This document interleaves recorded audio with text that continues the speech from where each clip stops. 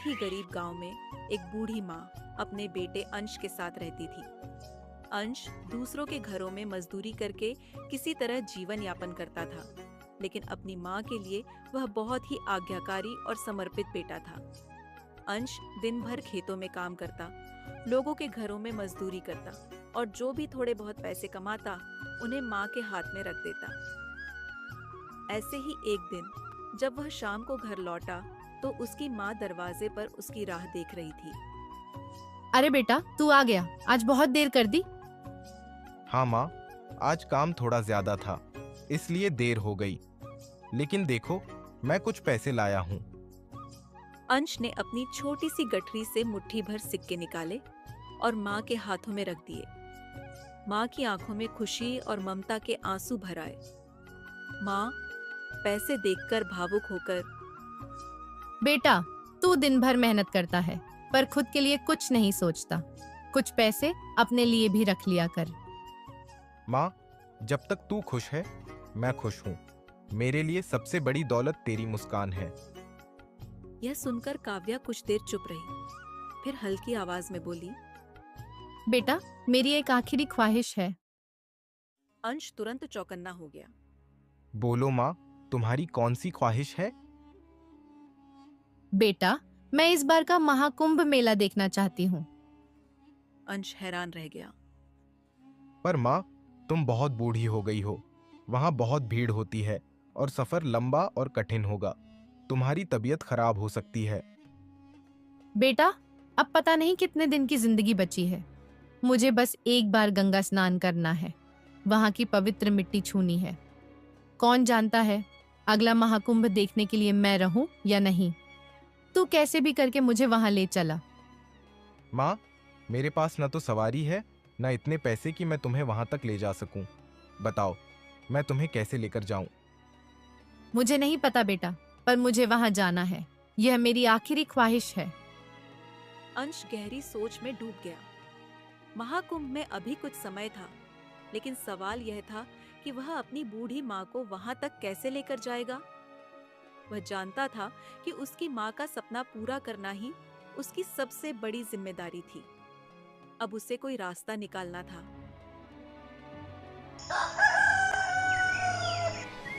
अंश अपने रोजमर्रा के कामों में इतना व्यस्त हो गया कि माँ की आखिरी ख्वाहिश को भूल ही गया। दिन भर खेतों में काम करना, लोगों के घरों में मजदूरी करना, यही उसकी दिनचर्या बन चुकी थी। लेकिन एक दिन जब वह किसी के खेत में काम कर रहा था, तभी उसकी माँ काव्या की आवाज आई। बेटा, तुम मुझे महाकुंभ लेकर जाओगे या नहीं? अंश चौंक गया। उसे याद ही नहीं था कि उसने माँ से वादा किया था। उसे अचानक अपनी गलती का एहसास हुआ और उसने तुरंत माँ की ओर देखा। हाँ माँ, क्यों नहीं, मैं तुम्हें जरूर लेकर जाऊंगा। तुम बेफिक्र रहो, तुम्हारी आखिरी ख्वाहिश पूरी होगी। माँ की आंखों में चमक आ गई। उन्होंने बेटे के सिर पर प्यार से हाथ फेरा और भावुक होकर कहा, भगवान ने मुझे बहुत अच्छा बेटा दिया है। काश हर माँ को तुझ जैसा बेटा मिले। माँ के ये शब्द अंश के दिल को छू गए।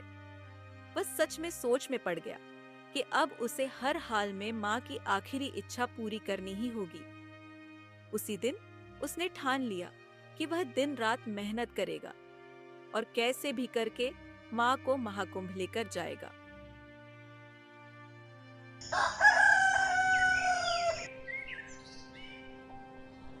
अब वह पहले से भी ज्यादा मेहनत करने लगा।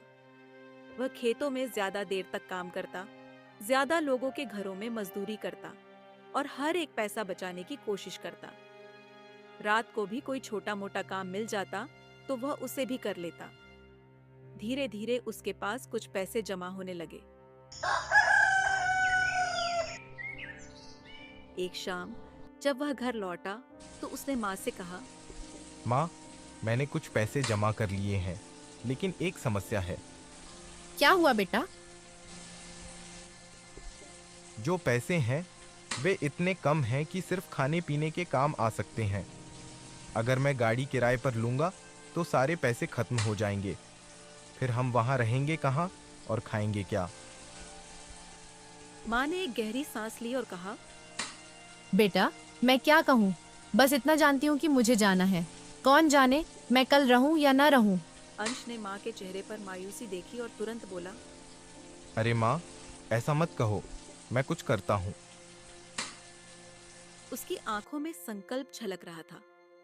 वह तुरंत घर से बाहर निकला और सोचने लगा कि माँ को कैसे लेकर जाए।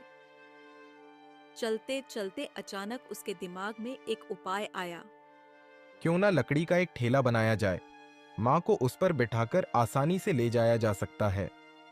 यह विचार आते ही वह खुशी से उछल पड़ा। वह बिना समय गंवाए जंगल की ओर निकल पड़ा और वहां से बहुत सारी मजबूत लकड़ियां इकट्ठी कर ली। बड़ी मेहनत से लकड़ियों का गट्ठर बनाकर वह उन्हें घर तक ले आया। जब माँ ने उसे इतनी सारी लकड़ियां लाते देखा तो वह हैरान रह गई। बेटा, ये लकड़ियां क्यों लाए हो? इनका क्या काम? माँ, ये लकड़ियाँ बहुत काम की हैं, बस देखती जाओ मैं इनका क्या करता हूँ। माँ कुछ समझ नहीं पाई, लेकिन बेटे के आत्मविश्वास को देखकर मुस्कुरा दी। ठीक है बेटा, पर बहुत रात हो गई है, चलो पहले खाना खा लो। अंश ने माँ की बात मान ली। दोनों ने साथ बैठकर सादा सा खाना खाया और फिर सोने चले गए। लेकिन उस रात अंश सो नहीं पाया। उसके मन में सिर्फ एक ही बात चल रही थी, मुझे माँ की आखिरी इच्छा पूरी करनी है, चाहे कुछ भी हो जाए। अगली सुबह अंश सूरज उगने से पहले ही उठ जाता है। उसे पता था कि जैसे ही सुबह होगी उसे काम पर जाना पड़ेगा और फिर ठेला बनाने के लिए समय नहीं मिलेगा। इसलिए वह जल्दी से उठकर ठेला बनाने में जुट जाता है। अब उसकी दिनचर्या कुछ ऐसी हो गई थी, सुबह जल्दी उठकर ठेला बनाना, फिर दिन भर खेतों में काम करना और रात को थककर घर लौटना। यह सिलसिला कई दिनों तक चलता रहा। एक दिन माँ काव्या ने उसे इस तरह मेहनत करते देखा तो उनका दिल भर आया। बेटा, इतनी भी मेहनत मत कर, थोड़ा आराम कर ले। खुद को इतना कष्ट क्यों दे रहा है? नहीं माँ, मुझे आपकी ख्वाहिश पूरी करनी है। जब तक तुम्हें महाकुंभ नहीं ले जाता, चैन नहीं आएगा। हाँ मेरे प्यारे बेटे, लेकिन खुद का भी ख्याल रख। पहले खाना खा, थोड़ा आराम कर, फिर काम करना। वैसे बता तो सही, इन लकड़ियों से क्या बना रहा है? अंश ने काम रोककर माँ की ओर देखा और कहा, माँ, हमारे पास महाकुंभ तक जाने का कोई साधन नहीं है और किराए के लिए भी पैसे नहीं हैं। इसलिए मैं लकड़ी का ठेला बना रहा हूँ ताकि तुम्हें आराम से उस पर बिठाकर ले जा सकूं। माँ यह सुनकर फफक कर रो पड़ी। उनकी आंखों में खुशी और भावुकता के आंसू थे। बेटा, तू मेरी एक छोटी सी ख्वाहिश पूरी करने के लिए इतनी मेहनत कर रहा है। भगवान हर माँ को तुझ जैसा बेटा दे। अंश माँ को रोते देख घबरा गया और उनके पास जाकर बोला, अरे माँ, आप क्यों रो रही हो? बताइए ना, क्या हुआ? कुछ नहीं बेटा, बस तेरी ममता देखकर दिल भर आया। अंश के लिए यह शब्द दुनिया की सबसे बड़ी दौलत से भी ज्यादा कीमती थे। उसे लगा मानो उसने पूरी दुनिया जीत ली हो। धीरे धीरे यह खबर पूरे गांव में फैल गई कि अंश अपनी माँ की आखिरी ख्वाहिश पूरी करने के लिए दिन रात मेहनत कर रहा है। गांव के लोग उसके इस समर्पण को देखकर दंग रह गए। कुछ लोग अंश के पास आए और बोले, अंश भाई, आपको हमारी कोई भी मदद चाहिए हो तो बताइए, हम सब मिलकर आपकी मदद करेंगे। भाई, यह मेरा फर्ज है, मैं इसे खुद पूरा करना चाहता हूँ। लेकिन अगर कभी मुझे सच में जरूरत पड़ी तो मैं आप लोगों से जरूर मदद मांगूंगा। गांव वाले उसकी लगन देखकर भावुक हो गए और उसकी पीठ थपथपाकर चले गए।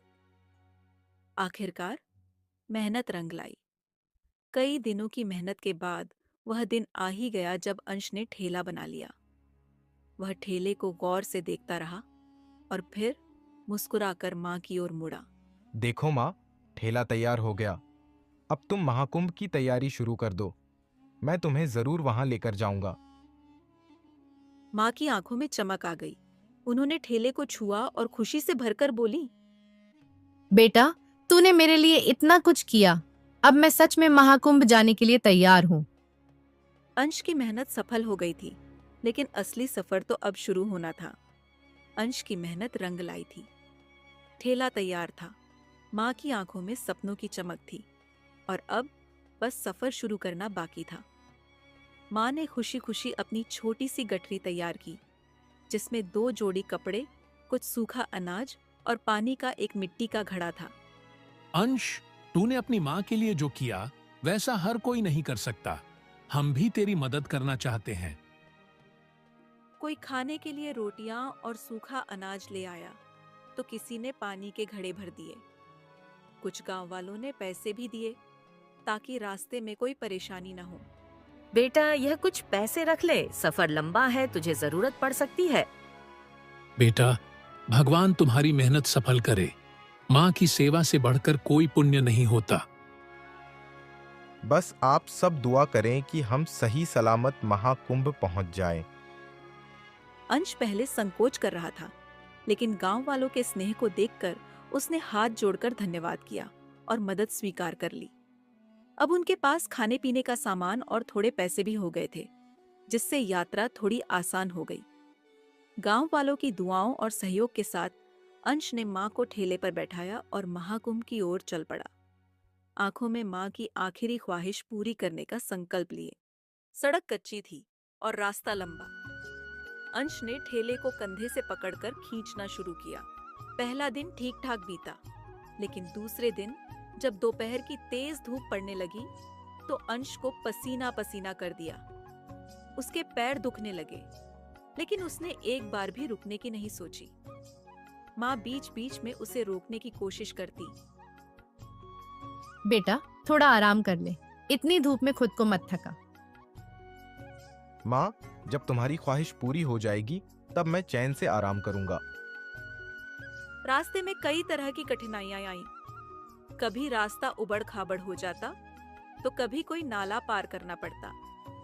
एक बार ठेले का पहिया दलदल में फंस गया। अंश ने अपनी पूरी ताकत लगा दी, लेकिन ठेला हिल तक नहीं रहा था। माँ घबराई हुई थी। बेटा, छोड़ दे, शायद ये सफर हमारे नसीब में नहीं है।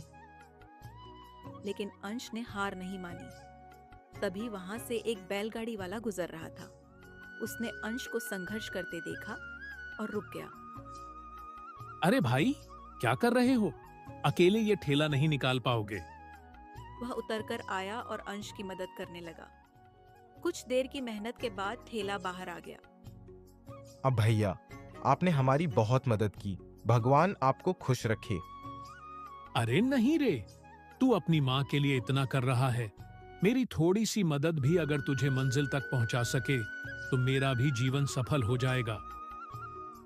तीसरे दिन का सफर और कठिन था। चलते चलते शाम हो गई, लेकिन दूर दूर तक कोई गांव या ठहरने की जगह नहीं दिख रही थी। माँ भी थक गई थी और अंश भी। रात के अंधेरे में वे एक पेड़ के नीचे रुक गए। माँ ने गठरी से सूखा अनाज निकाला और कहा, बेटा, तूने बहुत मेहनत की, अब थोड़ा खा ले। लेकिन अंश ने देखा कि माँ के हिस्से का खाना बहुत कम बचा था। उसने अपना हिस्सा माँ को देते हुए कहा, माँ, तुम खाओ, मुझे भूख नहीं है। माँ ने प्यार से बेटे को देखा और समझ गई कि वह झूठ बोल रहा है। उन्होंने थोड़ा थोड़ा दोनों में बांट लिया। रात ठंडी थी और अंश माँ के पैरों के पास लेट गया। माँ ने उसके सिर पर हाथ फेरा और बोली, बेटा, तेरा यह त्याग मैं कभी नहीं भूल सकती। माँ, बस कुछ ही दिन और, फिर हम गंगा मैया के दर्शन करेंगे। कई दिनों के कठिन सफर के बाद आखिरकार वे महाकुंभ पहुंच गए। सामने विशाल जनसागर था। दूर दूर तक बस लोगों की भीड़, पवित्र गंगा का किनारा और हर ओर श्रद्धालु ही श्रद्धालु। माँ की आंखों में आंसू थे, खुशी के, आस्था के और बेटे के प्यार के। बेटा, तूने मेरी आखिरी ख्वाहिश पूरी कर दी, मैं धन्य हो गई। अंश ने माँ को ठेले से उतारा और धीरे धीरे गंगा किनारे तक ले गया। माँ ने गंगा की पवित्र लहरों को छूते ही आंखें बंद कर ली और हाथ जोड़कर प्रार्थना करने लगी। हे गंगा मैया, मेरे बेटे को हमेशा खुश रखना, उसे दुनिया की हर खुशी देना। अंश के लिए यह पल उसकी सारी मेहनत का सबसे बड़ा इनाम था।